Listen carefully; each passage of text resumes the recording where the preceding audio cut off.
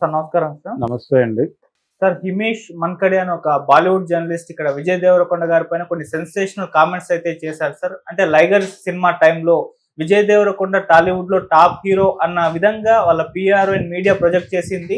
ఇక్కడ సల్మాన్ ఖాన్ తో కంపేర్ చేసింది. ఇక్కడ బాలీవుడ్ అంతా కూడా విజయ్ దేవరకొండ ఒక టాప్ హీరో అని చెప్పేసి అనుకున్నారు. తీరా నేను ఎంక్వైరీ చేసి చూస్తే అతను టైప్ 2 హీరో, అతనికి మించిన హీరోలు చాలా మందే ఉన్నారు. అతని సినిమాలు కూడా 12 తీస్తే అందులో 9 ఫ్లాప్లు, లైగర్ కూడా 25 కోట్లు కూడా కలెక్ట్ చేయలేదు అని చెప్పేసి ఈ రకమైన కామెంట్స్ అయితే చేస్తారు. ఇప్పుడు విజయ్ దేవరకొండ గారి ఫ్యాన్స్ అతని పైన ఫైర్ అవుతున్నారు. చాలా కష్టపడి పైకి వచ్చారు ఇతను అంటూ వీళ్ళు మాట్లాడుతున్నారు. సో ఏ విధంగా చూడొచ్చు ఇది బాలీవుడ్ మరి టాలీవుడ్ హీరో పైన ఇటువంటి కామెంట్స్ చేయడం, మీరేం చెప్తారు సార్? అంటే విజయ్ దేవరకొండ పెద్ద హీరో అని ప్రొజెక్ట్ చేసింది ఎవరు? ఆయన పర్సనల్గా ఆయన పిఆర్ చేసుకుంది అనేది ఆయన ఆరోపణ. ఏ హీరో అయినా అలాగే చెప్పుకుంటాడు. ఏ హీరోని ప్రజెంట్ చేయాలనుకున్నా కానీ లేదు ప్రొజెక్ట్ చేయాలనుకున్నా కానీ అదే చెప్తారు. చేసినప్పుడు అతని పెర్ఫార్మెన్స్ ఏమిటి అనేది చూశారు కదా వాళ్ళు. ఈ సినిమాతోనే అంటే లైగర్ సినిమాతోనే పరిచయం కాదు కదా, అంతకు ముందు కూడా విజయ్ దేవరకొండ తెలుసు కదా.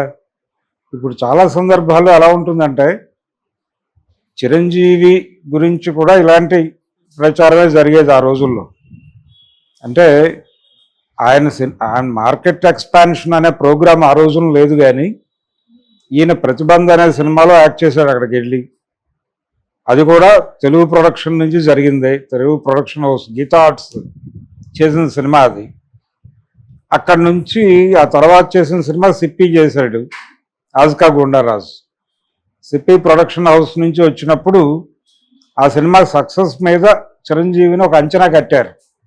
ప్రతిబంధ సినిమాకి సంబంధించి ఎవరు అంచనా కట్టలా.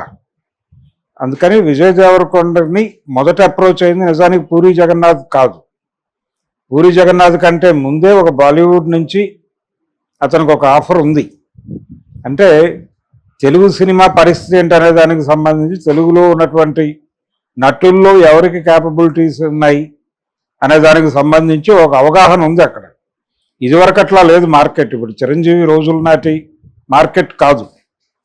ఏ లాంగ్వేజ్లో ఎవరు ఎలా పెర్ఫామ్ చేస్తున్నారు అనే దానికి సంబంధించి ప్రతి ఒక్కరికి సంపూర్ణ జ్ఞానం ఉంటుంది. ఇప్పుడు మరాఠీ నటుల గురించి, కర్ణాటకలో వస్తున్న నటుల గురించి, లేకపోతే మలయాళ ఇండస్ట్రీ నుంచి వస్తున్నటువంటి నటుల గురించి ప్రతి చోట చర్చ జరుగుతోంది. ఇదివరకు లేదు ఈ చర్చ. ఇదివరకు చాలా తక్కువగా ఏదో మీడియాలో జరిగేది. ఇప్పుడు ఆడియన్స్లో జరుగుతోంది చర్చ. ఆడియన్స్లో జరుగుతున్నటువంటి చర్చల్లో నుంచే విజయ్ దేవరకొండకు ఒక గ్లామర్ క్రియేట్ అయింది. ఆ క్రియేట్ అయిన గ్లామర్ మీదే ఆయనకు అక్కడి నుంచి ఆఫర్ వచ్చింది. అది వర్కౌట్ అయ్యే లోపు పూరి జగన్నాథ్ ప్రాజెక్ట్ ఓకే అయింది. ఓకే అయిన తర్వాత అది వెనక్కి వెళ్ళింది, అది వేరే గొడవ. అయితే ఇక్కడ పూరి జగన్నాథ్ ప్రాజెక్టు ఇబ్బంది పెట్టింది ఇతని ఇమేజ్ని, అన్ని రకాలుగాను ఇబ్బంది పెట్టింది సినిమా. అది ఏ కారణం చేత జరిగింది అనేది పూరి జగన్నాథే చెప్పుకోవాలి. అయితే విజయ్ దేవరకొండ ఇమేజ్ ఇబ్బంది పడింది. ఇప్పుడు ఆ ఇమేజ్ సస్టైన్ చేసే ప్రాజెక్టుతో అతను లాంచ్ అవ్వాలి. అయిన తర్వాత చెప్తుంది. ఏదైనా కంటెంట్ మాట్లాడాల్సిందే. ఏదైనా కంటెంట్ వారి సత్తా ఏమిటి, కెపాసిటీ రీత్యా విజయ్ దేవరకొండకి వంక పెట్టాల్సిన అవసరం లేదు. అతను చూస్ చేసుకుంటున్నటువంటి సబ్జెక్టులకు సంబంధించి ఇబ్బంది ఉంది. అర్జున్ రెడ్డి సినిమా నిజానికి అతనితోనే రీమేక్ చేసి ఉంటే పరిస్థితి ఇంకోలా ఉండుండేది. కానీ అర్జున్ రెడ్డి అతనితో రీమేక్ కాలేదు. అక్కడ ఆయన ఇంకో హీరోతో వెళ్ళాడు, సందీప్. వెళ్ళటం వలన అక్కడ మైనస్ అయింది. నిజానికి విజయ్ దేవరకొండతోనే వెళ్ళుంటే అది కొత్తగా ఫీల్ అయి ఉండేవాడు.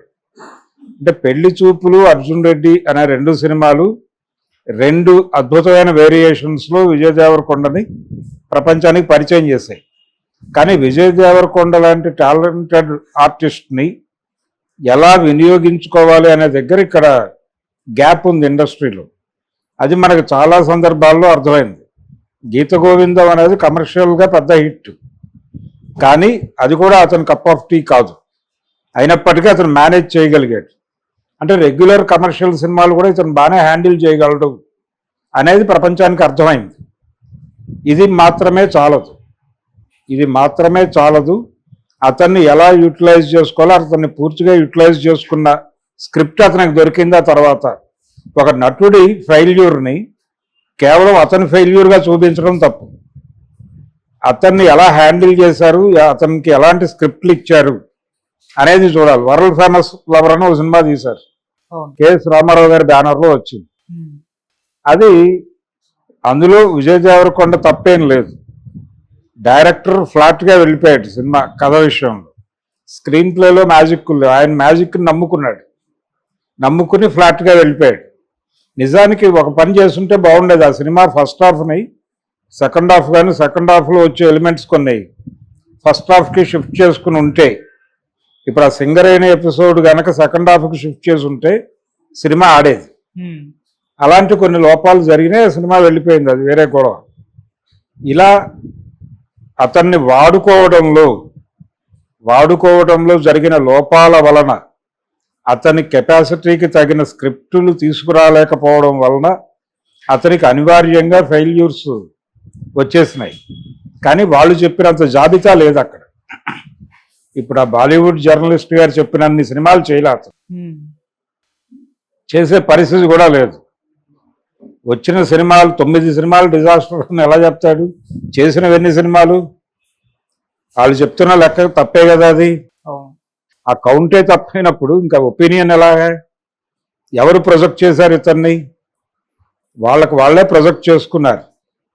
ఇతను అంటే ఇప్పుడు పిఆర్ టీం అక్కడికి వెళ్ళి అక్కడ మీడియాని మేనేజ్ చేసి ఏదో కథనాలు రాయించడం అనేది కాదు.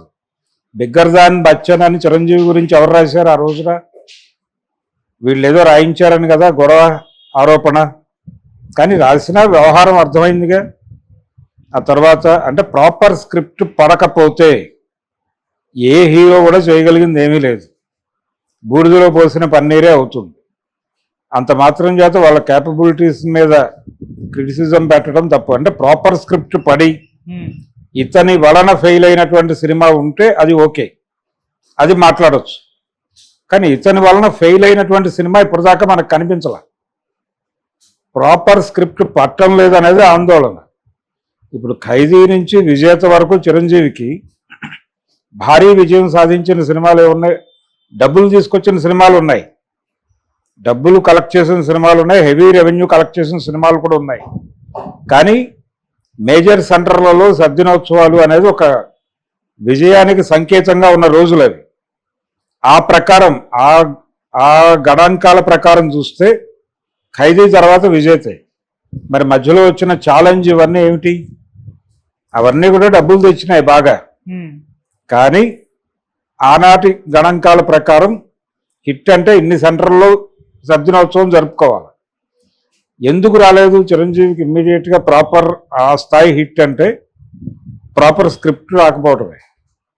ఆయన వచ్చిన వాటిలో చూస్ చేసుకుంటాడు ఎవడైనా, కానీ ప్రతిసారి బెటర్ స్క్రిప్ట్ రాదు. పసివాడి ప్రాణం లాంటి స్క్రిప్ట్ రావాలి కదా ఒక హిట్ కొట్టాలంటే.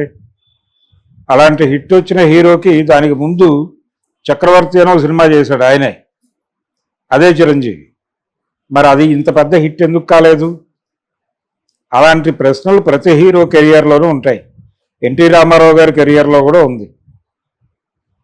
ఆరాధన అనే ఒక పెద్ద హిట్ పడి, దాని తర్వాత దానవేరు సూరకర్ణ అనే ఒక పెద్ద హిట్ పడి, ఆ రెండింటి మధ్యలో మంచికి మరో పేరు అనే ఒక ఫ్లాప్ సినిమా ఉంది. దాని గురించి ఎవరు మాట్లాడరే. ఆ సినిమా పైగా మల్టీ స్టార్, దానిలో కృష్ణరాజు వీళ్ళందరూ కూడా ఉంటారు. రామకృష్ణ, కృష్ణరాజు వీళ్ళతో కలిసిన ఎన్టీఆర్. అయినప్పటికీ సిఎస్ రావు గారు డైరెక్టర్ ఆ సినిమాకి. ఎందుకు ఆడలేదు ఆ సినిమా? ఎన్టీ రామారావు ఉన్నప్పటికీ అంటే ఆ స్క్రిప్ట్ జనాలకు కనెక్ట్ అయ్యే స్క్రిప్ట్ కాదు, అందుకని ఆడలేదు. మరి అదే హీరో నటించిన ఆ ముందు సినిమా పెద్ద హిట్, దాని తర్వాత సినిమా పెద్ద హిట్. ఆయన్ని నెపం అనలేం కదా. సో ఏ హీరోకైనా ప్రాపర్ స్క్రిప్ట్ పడితేనే సినిమా నడుస్తుంది. అది ఇప్పుడైనా ఎప్పుడైనా అదే పరిస్థితి. అది ఎన్టీ రామారావు రోజులైనా విజయ్ దేవరకొండ రోజులైనా ఒకటే. విజయ్ దేవరకొండకి బ్యాడ్ ఏంటంటే అతని దగ్గరికి ఒక 10 స్క్రిప్ట్లు వస్తే దానిలో ఒకటి చూస్ చేసుకుని వెళ్ళే పరిస్థితి కూడా లేదు ఇప్పుడు.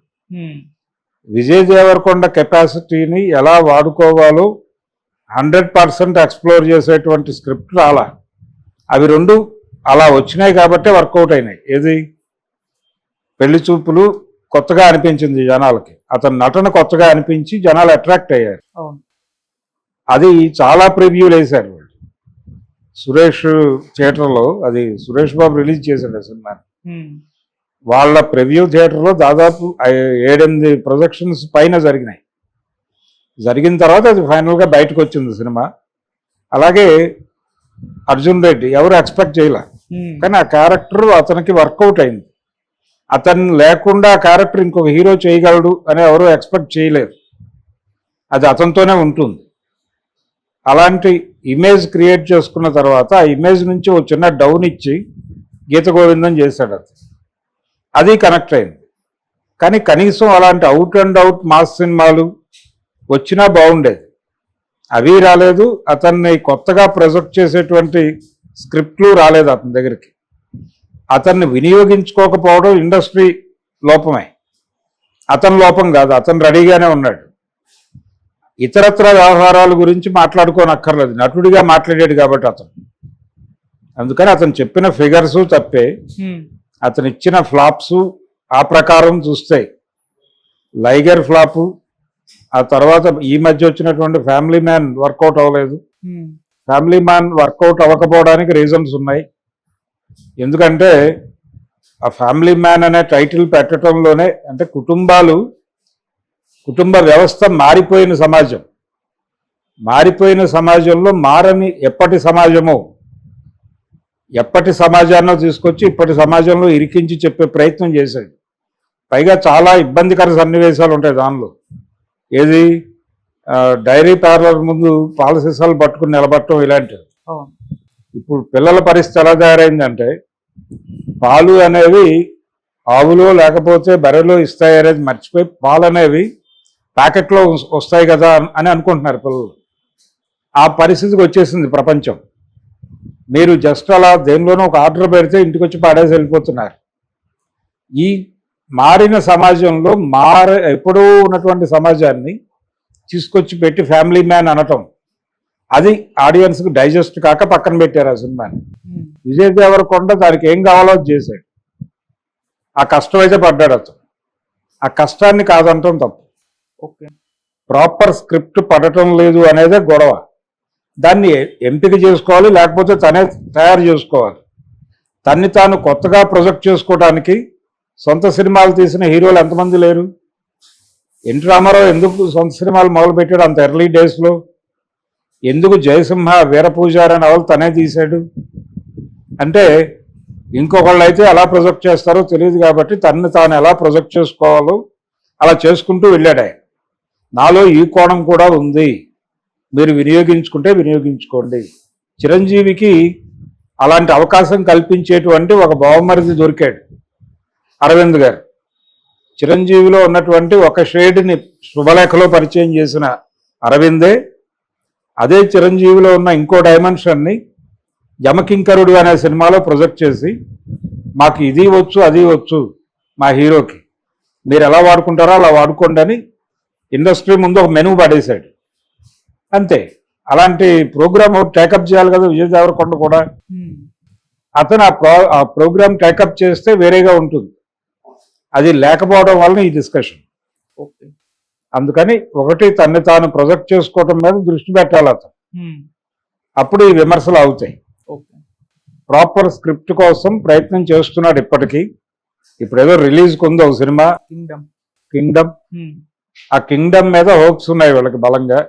అంటే విజయ్ దేవరకొండ మార్క్ స్క్రిప్ట్ అంటున్నారు దాన్ని.